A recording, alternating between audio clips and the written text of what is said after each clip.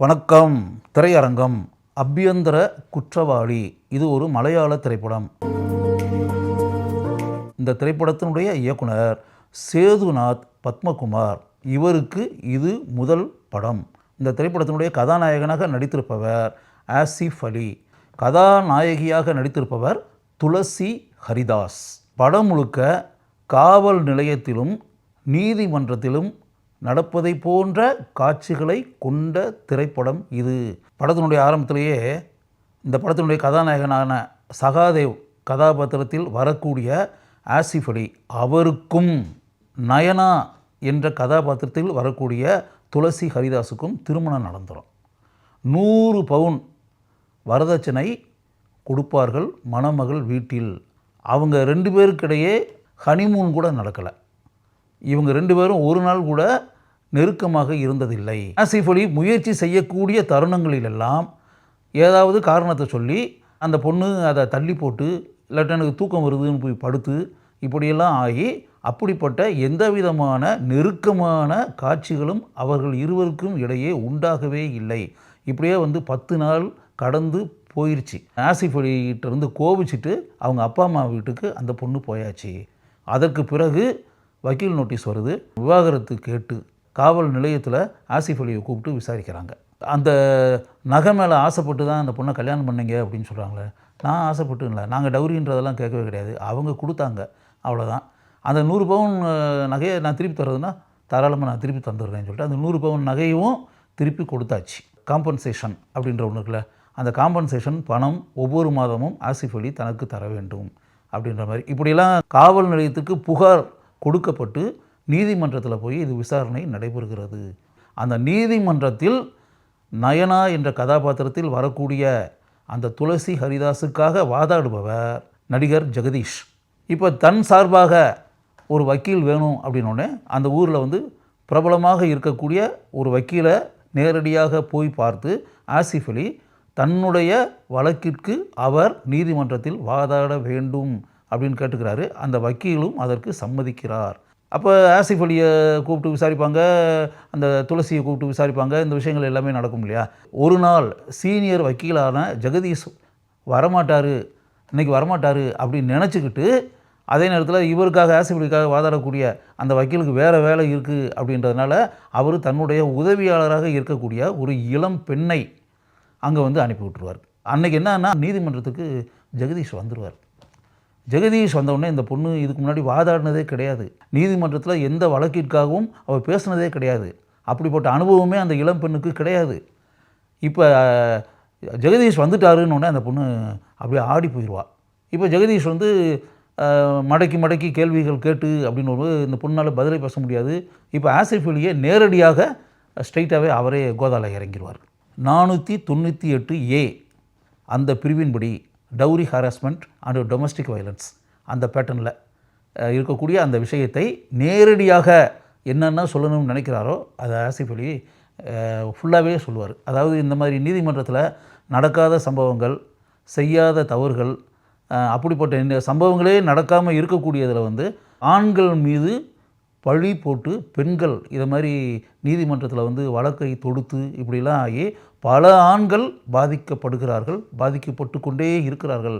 ஆனால் இந்த நீதிமன்றமும் சரி காவல்துறையும் பல நேரங்களில் உண்மை என்ன அப்படின்றத புரிஞ்சுக்கிறாமல் பெண்களுக்கு ஆதரவாக இருந்து நிரபராதியான ஆண்கள் பல வழக்குகளிலும் தண்டிக்கப்பட்டு சிறை தண்டனை அனுபவிக்க வேண்டிய சூழ்நிலைகள் கூட உண்டாகி இருக்கின்றன. இது மாதிரி எத்தனை அப்பாவியான ஆண்கள் பெண்களால் பொய்யான வழக்குகள் தொடுக்கப்பட்டு பழிவாங்கப்பட்டிருக்கிறார்கள், தண்டனைகளை அனுபவித்திருக்கிறார்கள் அப்படின்றதெல்லாம் உங்களுக்கு தெரியுமா அப்படின்னு சொல்லிட்டு அவர் அந்த நீதிமன்றத்திலேயே அந்த நீதிமன்றத்துக்கு வழக்குக்கு வரும்போது அங்கு பார்த்த 2 சம்பவங்கள், 2 ஆண்கள், அவங்க 2 பேருடைய விஷயத்தையும் அவரே சொல்லுவார். இந்த வழக்கே பொய்யான வழக்கு அப்படின்றதெல்லாம் அவர் சொல்லி தனக்கு தானே வாதாடுவார். அதுக்கு பிறகு என்ன, ஆசிஃப் அலிக்கு அந்த வழக்கில் வெற்றி கிடைக்கும். அதுக்கு பிறகு மியூச்சுவல் டைவர்ஸ் அப்படின்ற முறையில் தானும் சொல்லிடுவார். அப்படி பொய்யான வழக்கை என் மேலே தொடுத்த அப்படிப்பட்ட பெண் கூட வாழணும்னு சொல்லிட்டு எனக்கு அவசியம் இல்லை, அதனால் நானும் டைவர்ஸ் பண்ணிடுறேன், நானும் விவாகரத்து பண்ணுவதற்கு தயார், சம்மதம்தான் அப்படின்ற மாதிரி எழுதி கொடுத்துருவார். அதோட அந்த வழக்கு முடிவுக்கு வந்துவிடும். ஆசிஃப் அலி தான் ஏற்று நடித்திருக்கக்கூடிய இந்த கதாபாத்திரத்திற்கு பெருமை சேர்க்கக்கூடிய அளவிற்கு இயல்பாக அனைத்து காட்சிகளிலும் வந்து நம் அனைவருடைய மனங்களிலும் ஆழமாக வாழ்கிறார். நயனா கதாபாத்திரத்தில் நடித்திருக்கக்கூடிய துளசி தான் வரக்கூடிய காட்சிகளில் எந்த அளவிற்கு நடிக்க முடியுமோ அதை அவர் செய்திருக்கிறார். நயனாவுக்கு ஆதரவாக வாதாடக்கூடிய கதாபாத்திரத்தில் வரக்கூடிய ஜெகதீஷ் தன்னுடைய பண்பட்ட நடிப்பை படம் முழுக்க வெளிப்படுத்தி இருக்கிறார். ஹரிஸ்ரீ அசோகன் மக்கார் என்ற கதாபாத்திரத்தில் ஆழமாக நடித்து நம் கண்களில் கண்ணீரை வரவழைக்கிறார். பீட்டர் என்ற கதாபாத்திரத்தில் நடித்திருக்கக்கூடிய சித்தார்த் பரதன் தன்னுடைய அருமையான நடிப்பை வெளிப்படுத்தி அந்த கதாபாத்திரத்திற்கு பெருமை சேர்த்திருக்கிறார். ஆசிஃப் அலியின் நண்பர்களாக வரக்கூடிய அசீஸ் நெடுமங்காடு, ஆனந்த் மன்மதன் இருவரும் படம் முழுக்க வருகிறார்கள். படம் முழுக்க வந்து தங்களுடைய கலகலப்பான நடிப்பால் படத்தினுடைய காட்சிகளுக்கு அவர்கள் மெருகு சேர்த்திருக்கிறார்கள். ஆசிஃப் அலியின் தந்தையாக பிரபல கவிஞரான பாலச்சந்திரன் சுள்ளிக்காடு தன்னுடைய கேஷுவல் பெர்ஃபார்மன்ஸை படம் முழுக்க வெளிப்படுத்தி நம்முடைய கவனத்தை ஈர்க்கிறார். வழக்கறிஞரின் உதவியாளராக வரக்கூடிய அனீலா என்ற அந்த இளம்பெண் கதாபாத்திரத்தில் நடித்திருக்கக்கூடிய ஸ்ரேயா ருக்மிணி அழகான தோற்றத்தை கொண்டிருக்கிறார். இயல்பான நடிப்பை தான் வரக்கூடிய காட்சிகளில் வெளிப்படுத்தி படம் முடிந்து வெளியே வருகிற போதும் நம்முடைய உள்ளத்தில் இடம் பிடிக்கக்கூடிய அளவிற்கு அவருடைய தோற்றமும் நடிப்பும் இருக்கிறது. சோபின் கே சோமன் இவர்தான் இந்த படத்தினுடைய பட தொகுப்பாளர். சிறிது கூட போர் அடிக்காத அளவிற்கு தன்னுடைய எடிட்டிங் திறமையை இவர் படம் முழுக்க வெளிப்படுத்தி இருக்கிறார். இந்த படத்திற்கு பேக்ரவுண்ட் ஸ்கோர் பிஜிஎம் அமைத்திருப்பவர் ராகுல் ராஜ்.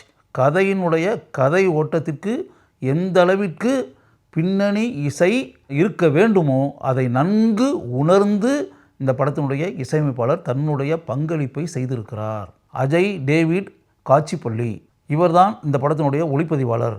காவல் நிலையத்திலும் நீதிமன்றத்திலும் படமாக்கப்பட்டிருக்கக்கூடிய காட்சிகளை கொண்ட இந்த திரைப்படத்திற்கு ஒரு ஒளிப்பதிவாளருடைய பங்களிப்பு எந்த அளவிற்கு சிறப்பாக இருக்க வேண்டுமோ அதை நன்கு புரிந்து கொண்டு இந்த சினிமாட்டோகிராஃபர் தன்னுடைய திறமையை படத்தில் காட்டியிருக்கிறார்.